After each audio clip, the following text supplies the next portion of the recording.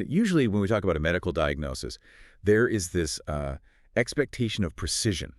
Right, yeah. I mean, it feels like engineering. You break your arm, the X-ray shows that jagged white line against the dark background, and the doctor just points at it and says, there it is. Yeah, exactly. It's a binary state. Like, it's Yeah. either broken or it's not. Exactly. And when you step into commercial construction, you'd think that same level of binary precision would apply, right? Yeah. You build a building, you send an invoice, you get paid. You would hope so, yeah. But the reality is that the diagnostic machine for getting paid in private construction has been completely broken for decades. I mean, hundreds of millions of dollars change hands, yet the people actually pouring the concrete and running the electrical wire are entirely at the mercy of this really murky, dysfunctional system. It really is. And that's exactly what we are getting into today. Yeah, so today we are looking at something for you, the listener, that might sound intensely niche on the surface. It's a specific piece of California construction legislation called Senate Bill 440. But I promise you, this is actually a masterclass in power dynamics, cash flow, and human behavior. Even if you have never swung a hammer, you have likely dealt with the stress of waiting to get paid. Oh, absolutely. Like maybe you're a freelancer waiting on an invoice from a massive corporate client, or you've argued with a landlord over a security deposit. I want you to imagine that exact same stress, but on a multi-million-dollar scale, with hundreds of livelihoods on the line. That really establishes the stakes we are dealing with here. The goal for this deep dive is to dissect this new law, SB 440, which is officially known as the Private Works Change Order Fair Payment Act. It's quite a mouthful. It is, yeah. But we're going to explore the underlying mechanics of this legislation, its massive financial teeth, and how it aligns with a growing global movement to protect the supply chain. We are basically going to look at the data, the timelines, and the psychology behind forcing adversarial parties to the negotiating table. And context is everything here. Today is May 30th, 2026. This law officially went into effect for contracts signed on or after January 1st, 2026. So this isn't theoretical at all. No, not at all. The California commercial construction industry is currently in the crucible of adjusting to these new rules in real time. But to understand why this legislation is causing such an earthquake in boardrooms across the state, we really need to look at what the landscape was like before January 1st of this year. Right. We have to look at the economic reality that made this law necessary in the first place. Okay, let's unpack this. What did the Wild West of private construction look like? Well, the landscape prior to this law was defined by a massive structural imbalance of power. If you were working on a public works project in California, prior to this year, say, you were building a public high school or a state highway or a municipal water treatment plant. Something funded by the state. Exactly. You actually had a highly structured claims process for resolving payment disputes. That framework had been in place since 2017 under Public Contract Code Section 9204. Okay, so Public Works had rules. Right. It gave contractors a clear pathway to get paid when the scope of work changed. But if you were operating in the private sector, if you were building a commercial high-rise in downtown Los Angeles or a massive mixed-use retail development in San Jose. Which is a huge chunk of the building happening in the state. Massive. And it was a complete free-for-all when it came to change orders. There was zero specific statutory process for resolving these claims in a timely manner. You know, it reminds me of doing an ongoing group project in school where the person holding the money can just arbitrarily change the rules and hold your grade hostage. That's actually a really good analogy. I think we really need to define what a change order actually is for the listener, because it's the heartbeat of this entire issue. You sign a master contract to build a 50-story building for a set price, right? Right. But then halfway through the excavation, the city updates a seismic building code. Or maybe the developer decides they want to completely redesign the HVAC system to achieve a better energy rating. Which happens all the time. Exactly. The scope of work has changed. So the contractor has to buy new materials, hire different specialists, and do the extra work. They submit a bill for that extra cost, and that bills the change order. Yeah.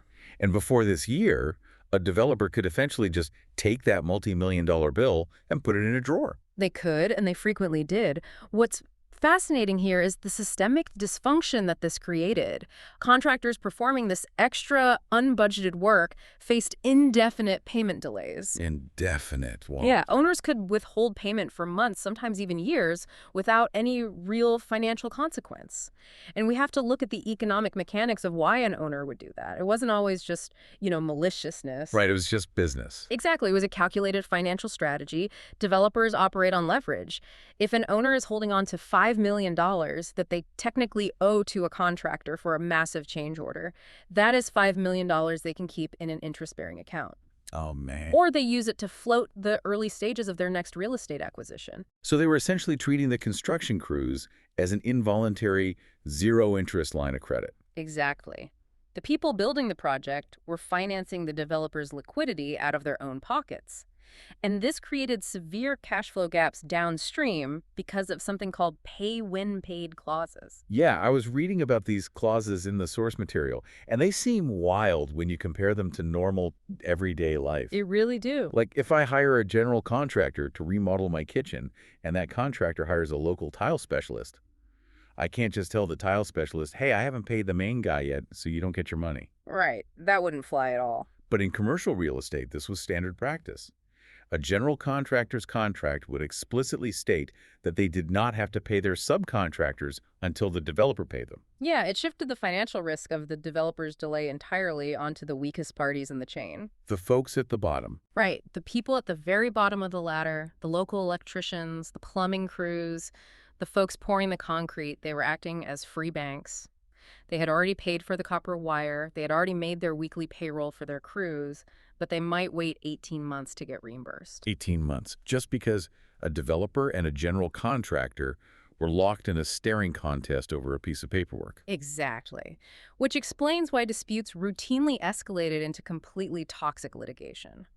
If there is no structured way to handle these disagreements, and the owner has all the leverage, they can just wait it out. Because they know a mid-sized plumbing company can't afford a 3-year legal battle. Right. A battle that might cost hundreds of thousands of dollars in attorney fees.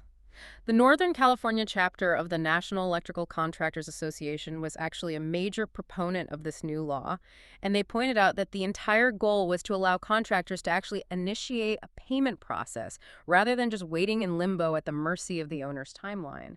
And the dysfunction was just so universally recognized, right? Like, looking at the votes, it created a total political anomaly. Oh, the voting record is staggering. When you look at how Senate Bill 440 became law, it was signed by Governor Newsom on October 10th, 2025. In the state assembly, it passed with 77 votes in favor and 0 against. 0 against. That's crazy. And in the state Senate, it passed 34-0. I mean, you cannot get 100 politicians to agree unanimously on what color the sky is, let alone agree on a massive, complex overhaul of commercial construction regulations. No, it's incredibly rare. When you see a 77-0 and 34 vote, that tells you that the previous system wasn't just a little bit frustrating, it was an active threat to the state's economy.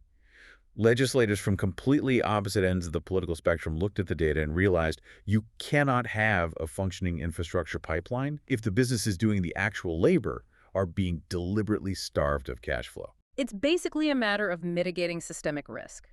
If a major regional drywall subcontractor goes bankrupt because they are waiting on $3 million in valid change orders across 4 different projects, the damage doesn't stay contained to that one company. Right. The dominoes start falling. Exactly. It stalls all 4 of those projects. It means local supply houses aren't getting paid for the drywall they sold. It means hundreds of workers are suddenly unemployed, which hits the local tax base and consumer spending. It's a huge ripple effect. The entire supply chain is a fragile ecosystem, and chronic late payments were literally a sledgehammer being swung at its foundation. But identifying that structural flaw is one thing. Writing a law that actually fixes it on a chaotic, loud, dusty job site is something entirely different. Oh, completely. A vague mandate to just pay people faster wouldn't change a single thing. Yeah. So how did the legislature actually structure the mechanics of SB 440 to force a real change in behavior? They did it by introducing a rigid, inescapable ticking clock.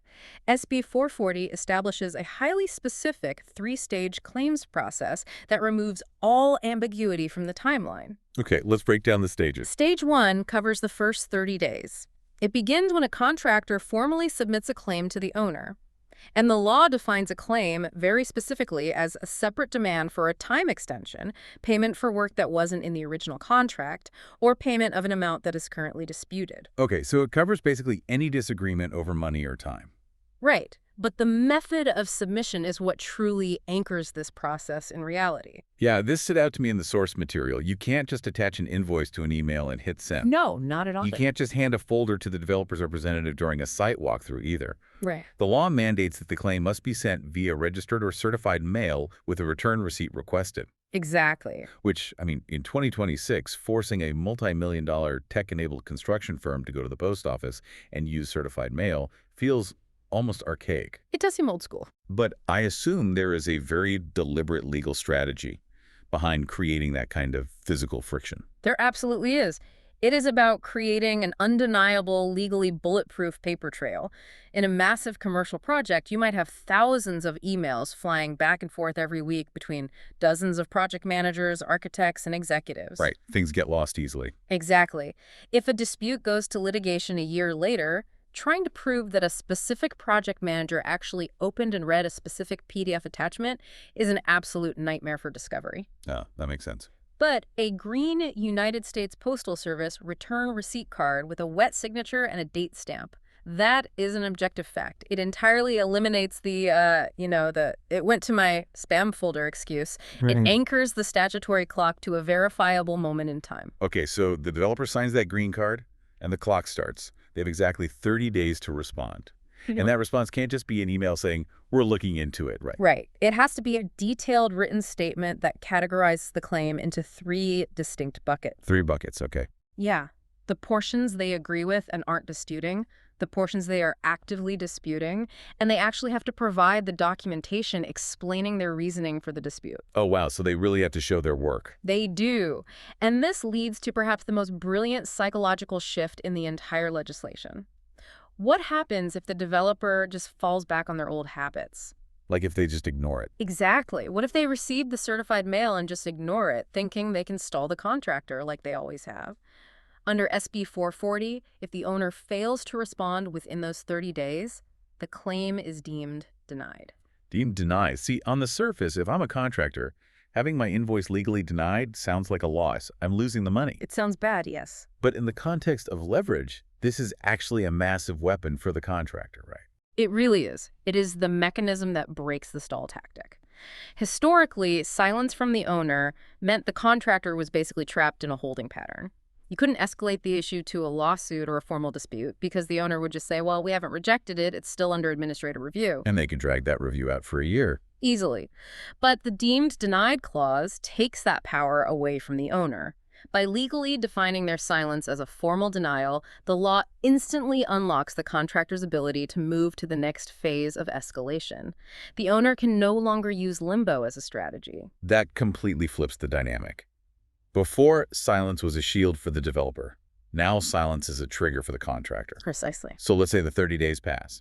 The claim is deemed denied through silence, or the owner actually responds but disputes a massive chunk of the money.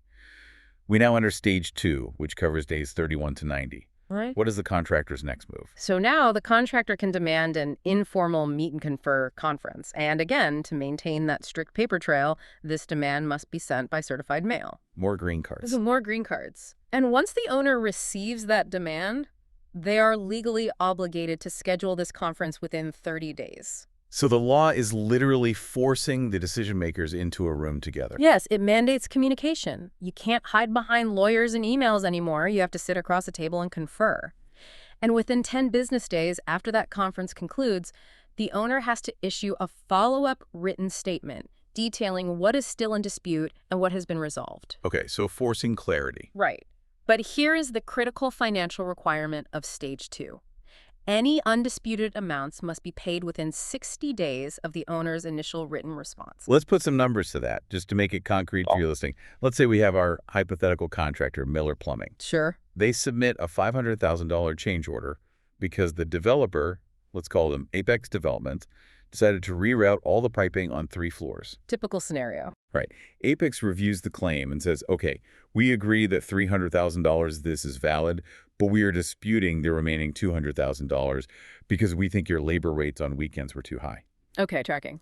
Under this new law, Apex has to cut a check for that $300,000 within 60 days. They can't just hold the entire $500,000 hostage just because they're arguing about a portion of it. Precisely. It secures partial cash flow immediately, which keeps the subcontractor solvent while the argument continues over the remainder. But I want to push back on this timeline for a second, putting myself in the shoes of Apex Developments. A massive architectural change on a 50-story skyscraper is not a simple math problem. No, it's incredibly complex. If Miller Plumbing drops a 400-page change order on my desk that involves, complex structural engineering sign-offs, coordination with city inspectors, and an audit of global supply chain invoices, 30 days to review that and provide documented, categorized reasons for a dispute, that is an incredibly tight window. It is a sprint. If I miss it, I lose my leverage. What if the claim is simply too monstrous to audit in a month? It is a very real logistical concern, and the authors of the legislation did anticipate it. The law does allow for the 30-day review period to be extended, but it requires a mutual written agreement for that specific claim. Oh, okay. So both sides have to agree. Yes. So if Miller Plumbing submits a highly complex 400-page change order, Apex Developments can sit down with them and say, look, we need 60 days to have our engineers review this properly. If both parties agree in writing, the clock is legally extended. Okay, so there is a release valve if both parties are acting rationally and in good faith. Yes. However, there is a massive guardrail attached to this. What the law explicitly forbids are preemptive blanket waivers. What do you mean by that? Well, a developer cannot put a clause in the original master contract on day one of the project that says, the contractor hereby waives all rights under SB 440 and agrees the owner has 120 days to review all claims. Trying to sneak it in at the very beginning. Right. The statute dictates that those kinds of preemptive waivers are completely void and unenforceable as a matter of public policy. You cannot use your sheer size and bargaining power to force a contractor to contract their way out of the law before the job even begins. That is a fascinating legal mechanism. Yeah. You can't bully a desperate contractor into signing away their rights when they are just hungry to win the bid. Exactly.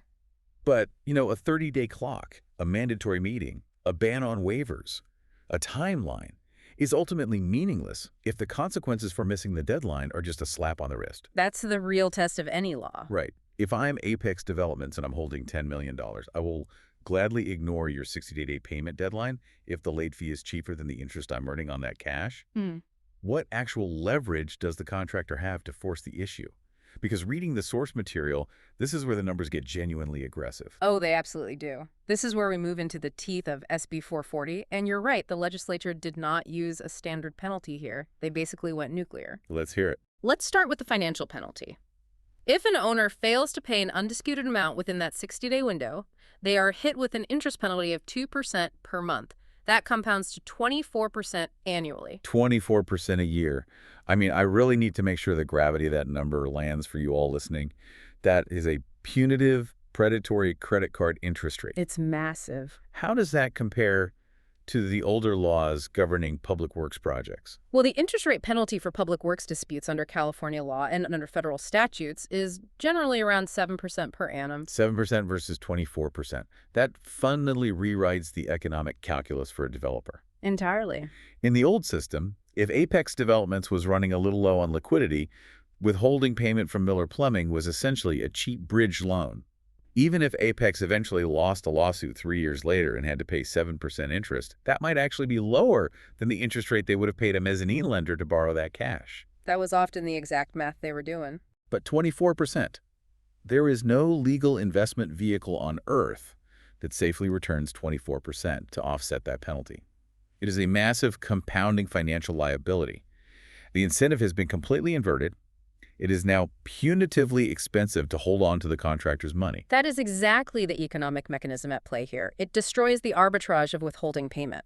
Furthermore, that 24% rate applies not just to undisputed amounts that are paid late, but also to disputed amounts that are later found to be owed through mediation or litigation. Oh, wow. So if you're wrong, it hurts. Badly. And the interest is calculated retroactively from the date the money would have been due had it not been disputed. So if you dispute $1 million in bad faith and lose a year later, you suddenly owe an extra $240,000 just in interest. Exactly. Here's where it gets really interesting, though, because as steep as that is, a massive corporate developer might still have the cash reserves to absorb it, if they're really, really stubborn. Sure, they could try to weather it. The financial penalty isn't even the most powerful weapon the law provides.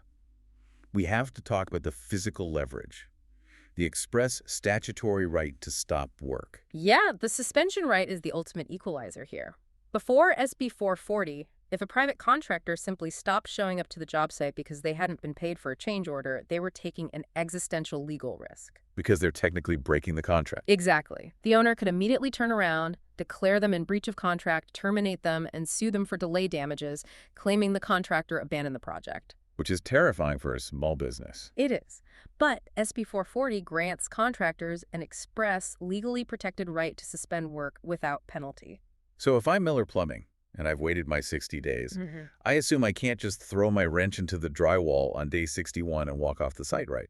There has to be some sort of statutory warning track to prevent total anarchy on the job site. Yes, there is a very strict 40-day sequence that must be followed.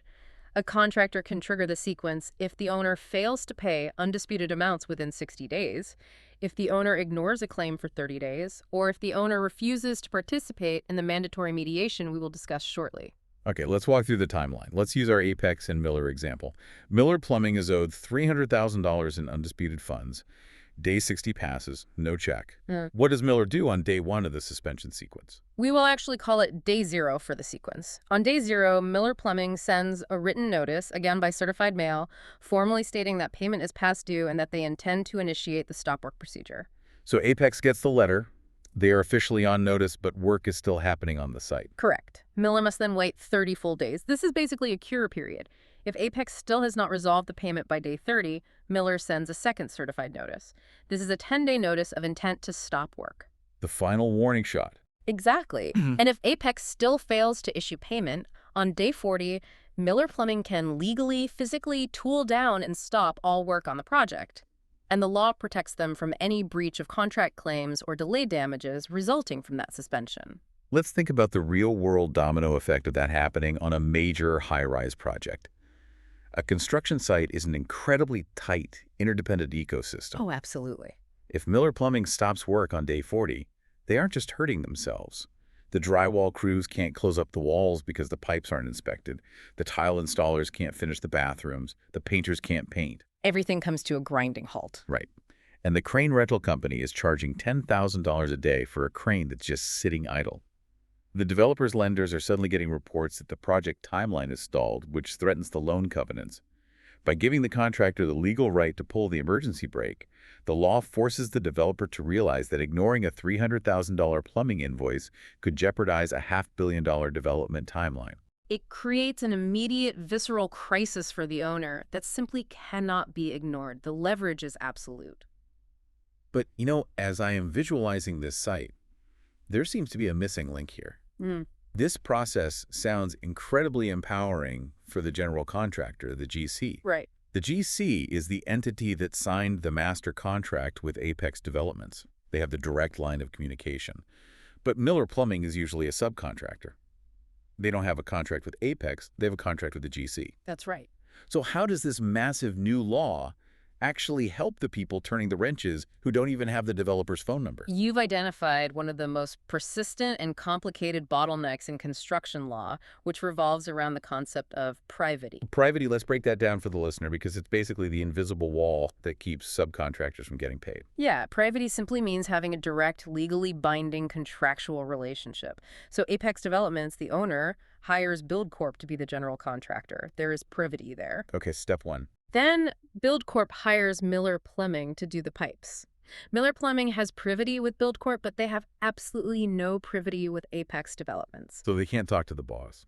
Historically, this meant that if Miller Plumbing did $500,000 of extra work, they had no legal mechanism to force Apex to pay for it directly.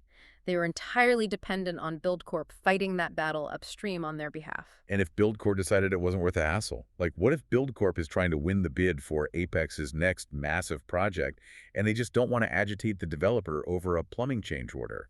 The subcontractors are just left stranded behind the wall of privity. Exactly. The subcontractor was structurally isolated, but SB 440 attacks this loophole by creating a legally mandated pass-through mechanism. Under the new law, a subcontractor can formally request in writing that the general contractor present their specific claim to the owner. Oh, that changes things. It does, and the law imposes strict fiduciary-like obligations on the GC once that request is made. So it's kind of like playing a high-stakes game of telephone.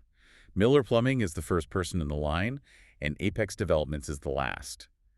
In the old system, the middleman, Build Corp, could just drop the message, mumble it, or decide not to pass it along at all, and Miller would never know what happened. That's a perfect analogy. But under SB 440, the middleman is legally forced to pass the message. First, BuildCorp must notify Miller Plumbing within 30 days whether or not they actually submitted the claim to Apex. And if they don't, If BuildCorp refuses to submit it, they are legally required to provide Miller with a written explanation detailing exactly why they refused. so the transparency is forced. But wait, what stops BuildCorp from passing the message but then negotiating a terrible deal just to make the problem go away? Like, what if BuildCorp goes to Apex and says, look, Miller wants $500,000, but I want to keep our relationship smooth. Just give me $150,000 and we'll call it settled, and I'll tell Miller to take it or leave it. The law anticipated that exact scenario of competing interests.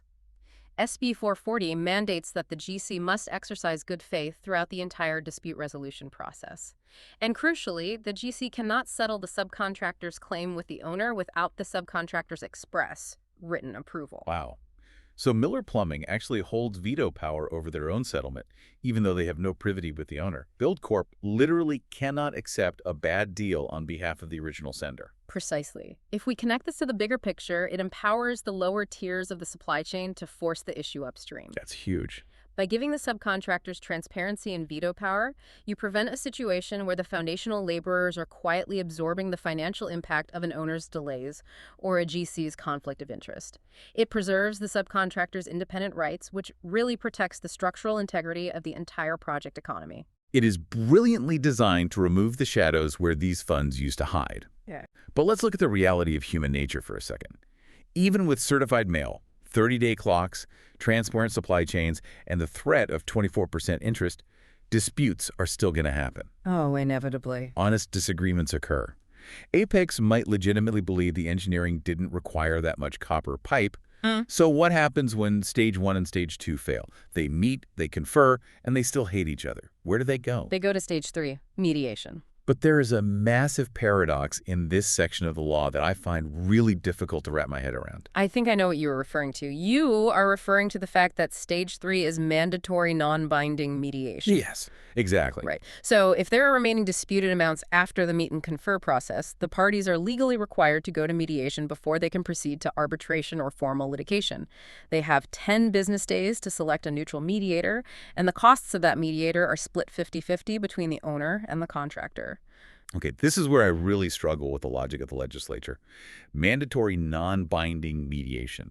You are taking two incredibly angry, highly entrenched parties who have already spent 90 days fighting over millions of dollars, and you are legally forcing them into a conference room. Yes. But the person at the head of the table, the mediator, has no actual power. Whatever the mediator decides or suggests isn't binding. Either Apex or Miller can sit there for 3 days, listen to the proposed compromise, say, nope, I don't agree, and walk away. That's true, they can. How does forcing people into a toothless process actually solve anything? Isn't this just an expensive, bureaucratic speed bump on the inevitable road to a courthouse? It is a very common, very intuitive criticism. Why force a conversation if you can't force a resolution? But to understand why this works, we have to look at the economic disparity between the options and the deep psychology of conflict resolution. The source materials actually break down the economic reality starkly. The cost of a typical commercial mediation ranges from roughly $5,000 to $15,000. Okay, a drop in the bucket for a major project. Exactly. Now, compare that to the cost of taking a complex commercial construction dispute through full litigation. You are looking at a minimum starting point of $50,000, and it easily scales to $500,000 or more. Wow. Not to mention the fact that it will take 2 to 4 years to wind its way through the court system. So it's $15,000 and 2 days your time versus $500,000 in 3 years of depositions. Right. So economically, even if the mediation has a high failure rate, It is an incredibly rational, low-cost investment compared to the alternative. But more importantly, mandatory mediation acts as a forced structural cooling-off period. Like putting the kids in timeout. Kind of. You have to remember that litigation is inherently adversarial, right? It is a zero-sum game designed to create a distinct winner and a distinct loser. Once you file a lawsuit, you almost always destroy any ongoing or future business relationship between those companies. Yeah, nobody wants to work with someone who just sued them. Exactly. But mediation is structurally collaborative. It forces the key decision makers, not just the lawyers, but the actual executives, into a room with a neutral third party whose entire professional existence is dedicated to finding a pragmatic, face-saving compromise. Face-saving. I think that's the key. Yeah. But doesn't the mandatory nature of it ruin the collaborative spirit? How so? Like, if you drag me kicking and screaming to a party I don't want to attend, I'm not going to suddenly start having fun and making friends just because I'm in the room. I'm going to cross my arms and refuse to engage. That is the traditional cynical view, the idea that mediation only works if participation is entirely voluntary and enthusiastic. But the global strategies source material provided to us includes some absolutely fascinating empirical research that directly contradicts that assumption. Oh, really? Yes. They looked at a decade of construction dispute data out of Hong Kong. Wait, why Hong Kong? Because in Hong Kong's construction industry, their standard practices and court systems heavily utilize what researchers call quasi-imposed mediation. The parties are either contractually forced or heavily pressured by the courts to mediate before they can litigate. It is effectively mandatory. Okay, so they have a massive sample size of people being dragged to the table against their will. What did the data actually show? The researchers found that the quasi-imposition, the forced nature of the mediation, did not significantly undermine the success rate of the outcomes. It still worked. It still worked. Even when there were massive power imbalances between a giant developer and a small contractor, the success rates held up, provided two specific conditions were met. The mediation process itself had to remain flexible, and the mediator had to be highly skilled.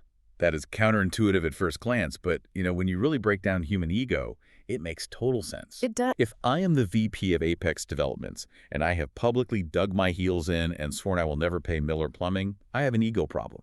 I can't just call them up and offer a compromise because it makes me look weak in front of my team. Exactly. You're trapped by your own stance. But if the law forces me into a room and a highly skilled mediator looks at my paperwork and says, look, your documentation is weak. If you go to court, you are going to lose, and you'll owe 24% interest on top of it. Offer them 80 cents on the dollar right now. Right. The mediator gives me a face-saving exit.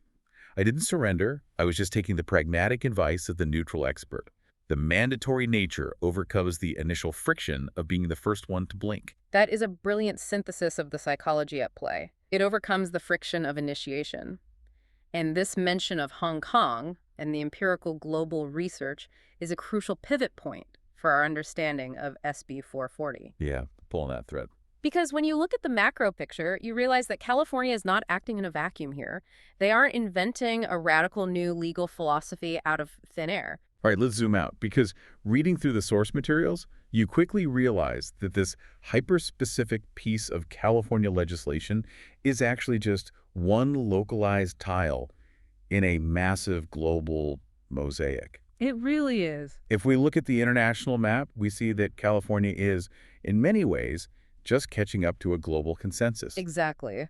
The global strategy source highlights a worldwide accelerating trend towards security of payment and prompt payment laws.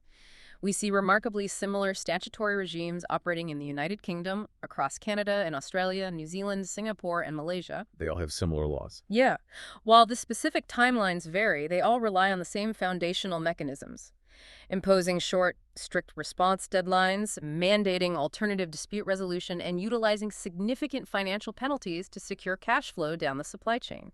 It is fascinating to imagine parliaments and legislatures in London, Ottawa, Sydney, and Singapore all looking at the exact same economic bottleneck guys in hard hats, not getting paid fast enough by developers, and coming to the exact same regulatory conclusions. It's a universal problem. What do some of these international frameworks look like compared to California? Let's look at Canada as a prime example. In provinces like Ontario and Alberta, they have implemented incredibly strict prompt payment laws. In Ontario, an owner is required to issue a detailed notice of dispute within just 14 days of receiving a proper invoice. 14 days. And if it's undisputed, they must pay within 28 days. 14 days to audit and dispute and 28 days to pay. That makes California's 30-day review window and 60-day payment timeline look downright leisurely. It really does. I mean, a 14 and 28-day sprint on a massive commercial project requires an incredibly sophisticated, entirely digital administration process. It does. It forces the industry to digitize and professionalize its billing instantly. And we see this trend spreading within the United States as well. Colorado just passed House Bill 251123, which also goes into effect this year in 2026. Oh, so it's not just California. No. Colorado, similarly, requires mandatory pre-litigation mediation for construction disputes. The federal government has long utilized the Miller Act to protect subcontractors on federal projects, though it lacks the mandatory mediation component. The global regulatory consensus is clearly shifting toward what the research defines as front-loaded dispute resolution. So what does this all mean? When we synthesize all of this global data, it reveals a profound realization by governments across the world. Which is? Regardless of the political system, whether it's the UK Parliament or the California State Assembly, lawmakers have recognized that cash flow is the literal lifeblood of the physical economy. Yes, absolutely. Construction is the physical manifestation of economic growth. It's how we get hospitals, schools, housing, and transit. If you allow developers to clog the arteries of that system by hoarding cash and delaying payments, the damage isn't isolated to one plumbing company. No, it spreads. It creates a cascade. A drywaller misses payroll, which means local workers don't buy groceries, which means local supply houses can't pay their vendors, which causes regional banks to tighten credit. Late payments in commercial construction are a systemic economic threat.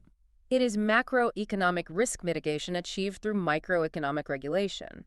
By instituting strong suspension rights, high interest rates, and fast-track mediation, these governments are stepping in to correct a market failure. Rebalancing the scales. Right. They are deterring chronic late payment to protect the fragile ecosystem of the construction supply chain, ensuring that the risk of development is borne by the parties actually capitalized to handle it. Having looked at the global view, from the boardrooms of Hong Kong to the 14-day sprints in Ontario, I want to bring our focus squarely back to the immediate reality on the ground in California today. Good idea. Let's bring it back home. As we established at the top, it is May 30th, 2026. This law is live. The clocks are ticking right now. But SB 440 doesn't apply to every single structure being built in the state, does it? There's some strict exemptions that people need to be aware of. Yes, the scope of the law is carefully defined. SB 440 does not apply to purely residential projects that are 4 stories or fewer, provided they are not mixed use. Okay, so a standard house is fine. Right. So if you are doing a standard single-family home renovation or building a small 3-story apartment complex, you are exempt from this framework. Furthermore, it does not apply retroactively to any contract that was signed before January 1st, 2026. It only governs new contracts executed this year and beyond. Okay, so let's make this highly practical for the listener. Let's say you are an executive at a mid-sized commercial developer like our hypothetical ATEX developments, or you are running the back office for a regional subcontractor like Miller Plumbing. What is the immediate reality on the ground today? What should they be doing? Exactly. What should these companies have already done to survive in this newly regulated ecosystem? For owners and developers, the required action items are urgent and operational. First, they must immediately review and overhaul all of their master contract templates. Since preemptive waivers of SB 440 are legally void, they need to ensure their contracts accurately reflect the new 30-day review and 60-day payment timelines. No more standard boilerplate language. Right. Second, and perhaps more importantly, they need to designate specific internal personnel exclusively responsible for receiving and tracking these claims. Because of the deemed denied trap. Exactly. You cannot afford to have a certified letter delivered to a receptionist, sit on a desk for 2 weeks, and only reach the project manager on day 25. The 30-day clock is ticking toward a massive financial liability. That's terrifying for a disorganized company. It is. They have to calendar these deadlines obsessively. And crucially, from a treasury perspective, they have to budget their liquidity to ensure they can actually pay out undisputed change orders within 60 days to avoid that staggering 24% interest penalty. And what about the contractors and subcontractors? What does their operational playbook look like today? For contractors, success under SB 440 is all about meticulous administrative leverage. They must update their billing and collections procedures to rigidly enforce the use of certified mail with return receipts for every single claim. Right, buying a lot of stamps. Exactly. As we discussed, a casual email simply does not trigger the protections of the law. Furthermore, they have to train their project managers and foremen on obsessive documentation. Timestamped records, daily labor logs, and photographic evidence of the change order work are no longer optional. You really have to prove it. Right. Because if you are going to trigger a 30-day clock that might ultimately end in a 40-day work stoppage that paralyzes a project, your paper trail has to be absolutely bulletproof when you eventually end up in mediation. It sounds like the entire California construction industry is being forced through a hyper-professionalization filter overnight. There will be far fewer handshake agreements on the tailgate of a truck and far more certified letters managed by the back office. That's exactly what's happening. But there is one final twist to this legislation that I found incredibly compelling when reviewing our sources: the sunset clause. Yes, the statutory expiration date. The text of SB 440 indicates that the law automatically expires on January 1st, 2030, unless the California legislature actively convenes and votes to extend it. Well, that's right. Which means that right now, as we sit here in 2026, this entire multi-billion-dollar shift in industry power is essentially an ongoing 4-year pilot program for the state. It is a built-in mandatory evaluation period. It gives lawmakers a 4-year window to assess the empirical data. Did this law successfully reduce the backlog of construction cases in the court system? Did it stabilize the supply chain and reduce subcontractor bankruptcies? Or did it break everything? Exactly. Or did it create a chaotic nightmare of constant 40-day work stoppages that paralyzed commercial development and drove up the cost of building in California? The industry is effectively on the clock to prove that this framework operates as intended. What happens to the contracts during that window? Well, it is worth noting that any contract entered into during this 4-year window will still be governed by the rules of SB 440 for any claims arising during that specific project, even if the law itself eventually sunsets in 2030. And as we wrap up this deep dive, that sunset clause really brings the magnitude of this experiment into focus. Yeah. We have spent the last hour dissecting a very specific, highly technical construction law. We covered a lot of ground. We look at how SB 440 fundamentally shifts leverage away from developers and toward contractors. We have seen how it uses the psychological threat of a deemed denied status to mandate communication over silence. We've explored the sheer economic force of a 24% interest rate and the physical leverage of a 40-day stop work right to enforce basic fairness. It serves as a perfect, tangible example of a micro-level legal mechanism being applied to solve a macro-level economic threat. By simply tightening the administrative bolts on how an invoice is processed and disputed, California is attempting to stabilize the foundation of its entire commercial real estate and infrastructure economy. And for you, the listener, I really want to emphasize why understanding this matters, even if your career has absolutely nothing to do with hard hats, heavy machinery, or commercial real estate. The framework we have discussed today is an incredibly versatile mental model. It really is applicable everywhere. Understanding how laws like SB 440 utilize strict timelines to force action, how they use mandatory mediation to overcome the friction of ego, and how they implement asymmetric financial deterrents to rebalance a power dynamic that is a lens you can apply to almost anything. Definitely. You can use this exact framework to understand the leverage points in a union labor strike, to analyze complex corporate merger negotiations, or even to figure out how to structure your own contracts if you are managing difficult freelance clients. It is ultimately about understanding the mechanics of leverage. That is the broader takeaway here. It raises a fascinating point about human behavior and system design. Sometimes you just cannot rely on goodwill. You have to actively engineer the environment to force the collaboration and fairness that people are naturally resistant to providing. Exactly. You have to build the track if you want the train to run. And I want to leave you with one final, slightly provocative thought to mull over on your own.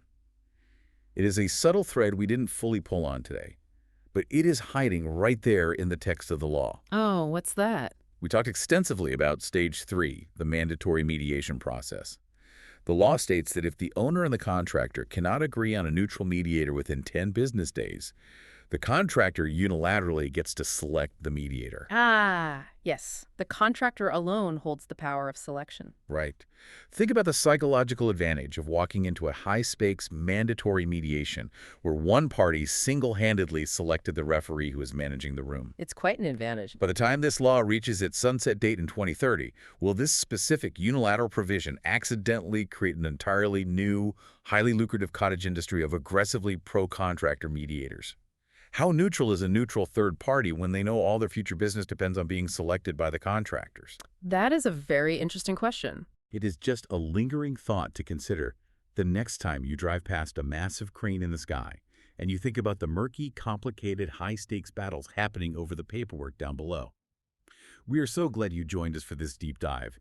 Keep questioning the structures around you, and we will see you next time.